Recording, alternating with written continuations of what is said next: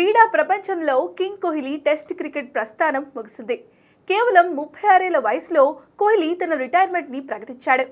ఇప్పటికే రోహిత్ తప్పుకోగా త్వరలో మరో కీలక ఆటగాడు కూడా టెస్టుల నుంచి వైదొలగనున్నాడు.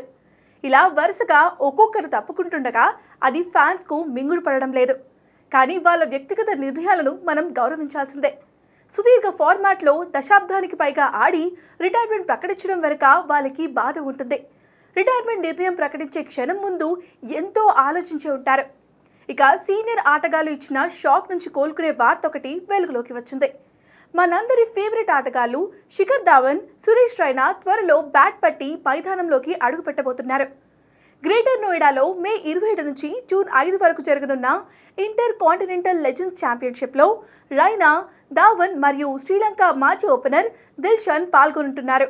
ఈ టోర్నమెంట్లో దిల్షాన్ న్యూజిలాండ్ మాజీ బ్యాట్స్మెన్ మార్టిన్ గుప్టిల్, ఆఫ్ఘనిస్తాన్ మాజీ కెప్టెన్ అస్గర్ సహా ప్రపంచవ్యాప్తంగా ఉన్న సీనియర్ ఆటగాళ్లు పాల్గొంటున్నారు.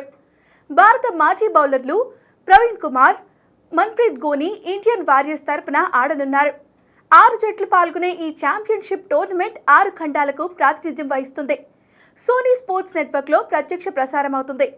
టోర్నమెంట్లో 6 జట్లు పాల్గొంటాయి.